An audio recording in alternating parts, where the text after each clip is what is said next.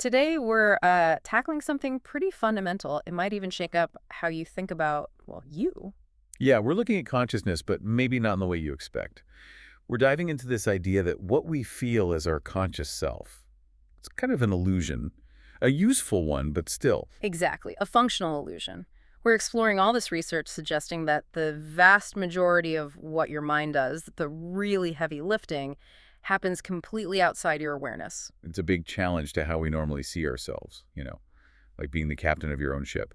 This research suggests maybe you're more like a passenger getting a report from the bridge. Right. So the mission today is to figure out this paradox. Your senses are pulling in millions, literally millions, of bits of information every single second. Everything you see, hear, feel. A constant flood. But your conscious experience feels, well, pretty narrow, doesn't it? Kind of slow, even. So what happens to all that other information? Where does it go? And that's where this idea of the user illusion comes in. Think of your brain like a super complex computer operating system. Okay. Your consciousness. Hmm. That's the user interface. The desktop, the icons. It's simplified, clean, easy to use.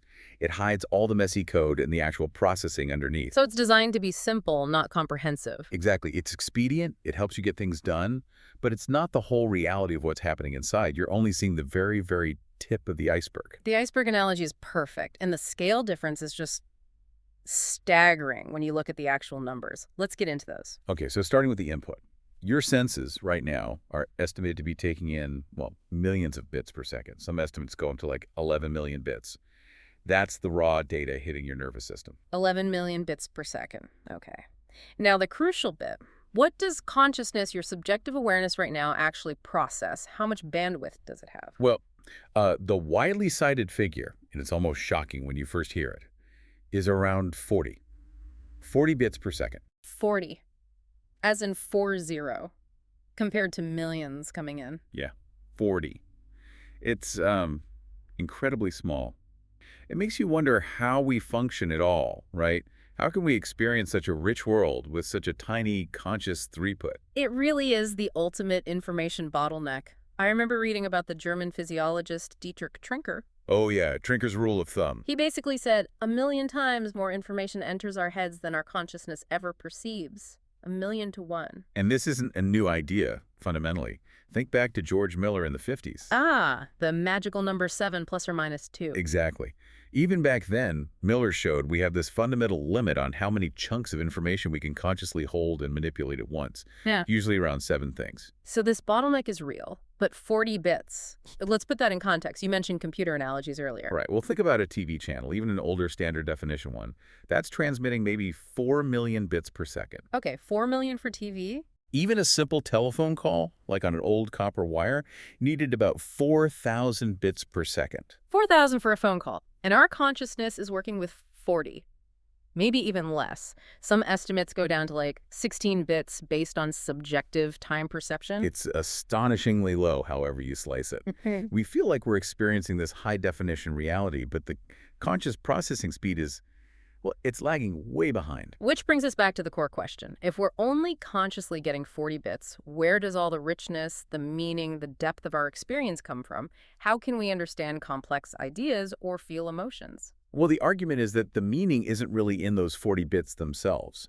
It's unlocked by the vast amount of information the brain already has and efficiently discards, or rather filters out.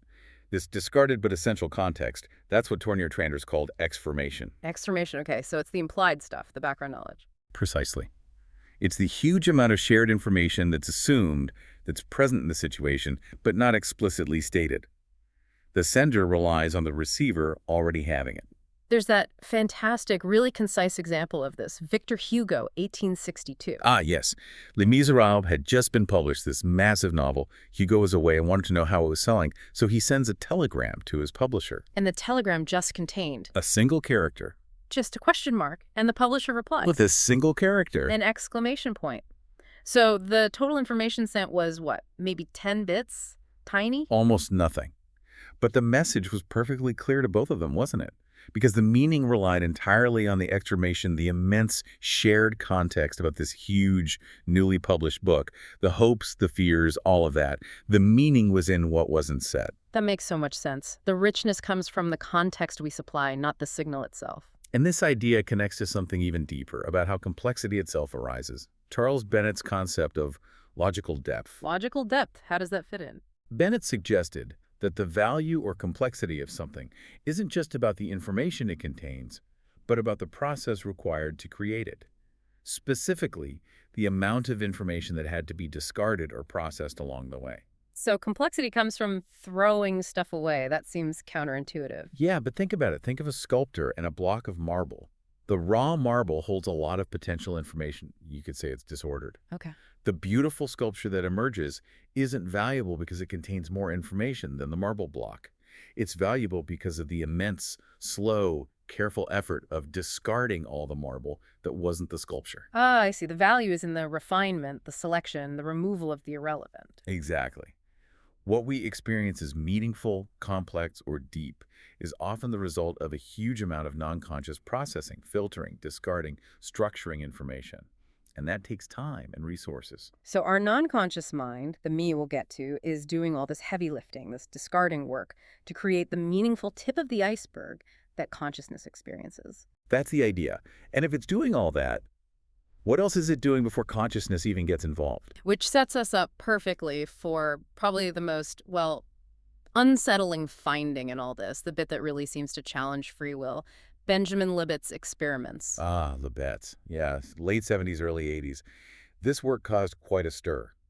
He was looking at the timing of simple voluntary actions, like deciding to flick your wrist or move a finger. Just a simple self-initiated movement. What did he measure? He used EEG to measure brain activity, specifically looking for something called the readiness potential.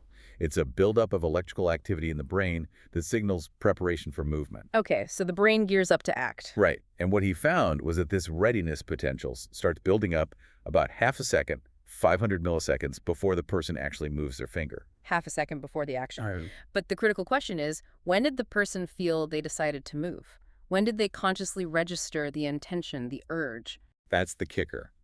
The subjects reported their conscious awareness of the decision, the urge to move, only about 200 milliseconds. That's 0.2 seconds before the actual movement. Wait, so the brain activity starts at -500 meters.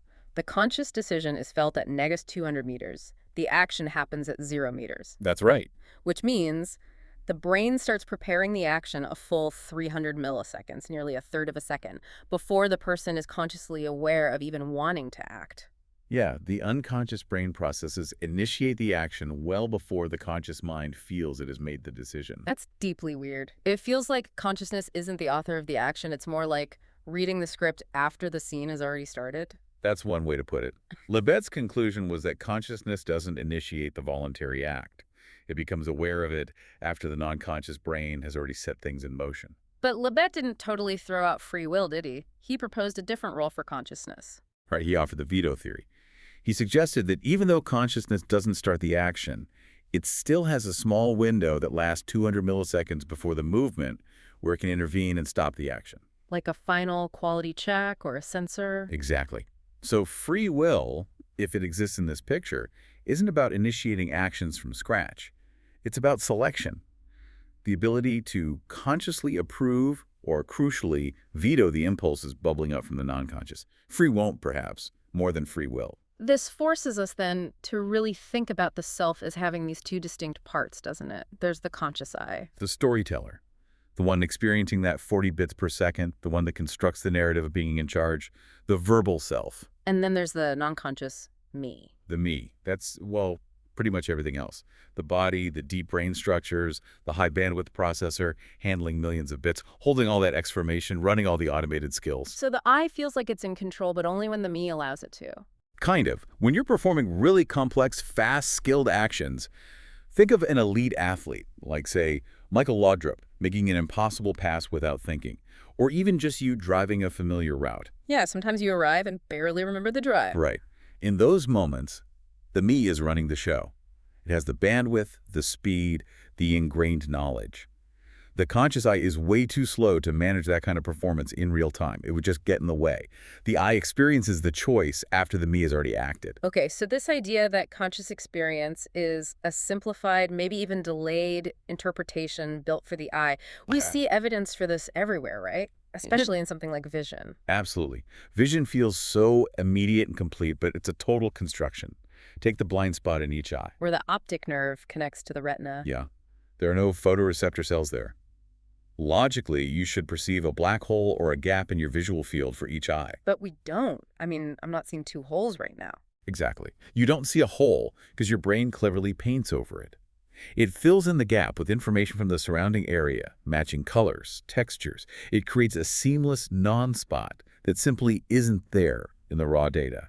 Consciousness gets a smoothed-over, edited version. You're seeing an interpretation, not the raw feed. And visual illusions play on this constantly, don't they? Richard Gregory's work. Right. Illusions like the Necker cube, which flips perspective, or the moon illusion, where the moon looks huge on the horizon.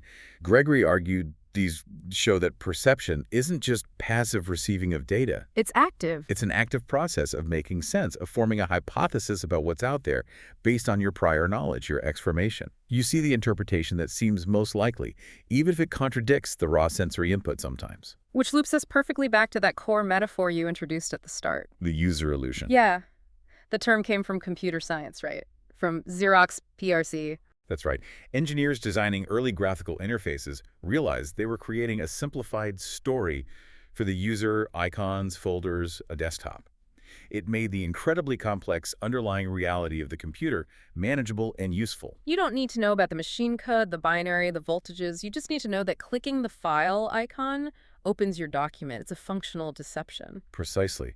And the bold claim here from thinkers like Nørretranders and others building on this work is that your consciousness is your user illusion for yourself. Wow. Say that again. Your conscious experience, that feeling of a unified self, making decisions in real time, experiencing the world directly, is a user interface created by your brain for your brain. It's designed to be simple, useful, and expedient for navigating the world. But it fundamentally misrepresents the complex, messy, high-bandwidth reality of the non-conscious processing happening underneath. It's a deception, albeit a necessary one. A highly effective deception that allows the limited I to interact with the world without being overwhelmed by the complexity managed by the me. Okay, let's try and wrap this up for everyone listening. We've journeyed through this idea that your conscious mind, the I, is operating on this incredibly narrow bandwidth, maybe just 40 bits a second. Compared to millions coming in from the senses. And it achieves richness and meaning not from those few bits, but by leveraging this vast ocean of context, the discarded information we called exformation. The stuff you already know, built up by the non-conscious me. We saw that consciousness is also slow. Libet's work suggests our actions begin non-consciously about half a second before we feel we've decided, leaving consciousness with maybe just a veto power. A selection role, not an initiation role. Free won't, perhaps. And all of this points to consciousness being a kind of simulation, an internal user interface, the user illusion, created by the vast, fast, non-conscious me to give the I a workable, if simplified and slightly delayed, model of reality and self. Yeah, the takeaway really is that the most important, most powerful, fastest parts of who you are, they operate outside your conscious awareness. The me is vastly larger and more capable than the I. It really flips the script on where things like intuition, skill, maybe even genius come from. It reminds me of that quote from the physicist James Clerk Maxwell. He seemed to grasp this split intuitively. Oh, which one's that? He wrote, "What is done by what is called myself is, I feel, done by something greater than myself in me." That captures it beautifully. That something greater is the non-conscious me. And remember that half-second delay. Heaven might only be half a second away in the other direction, as Nørretranders put it, back in the non-conscious initiation of the act. Exactly. So the final thought to leave you with, now that you know about your own user illusion, pay attention. That next spontaneous thought, that sudden urge to act, that flash of insight, was that really the conscious I deciding? Or was it the vast me bubbling up, with the I just noticing after the fact? Something to ponder. We'll see you next time on The Deep Dive.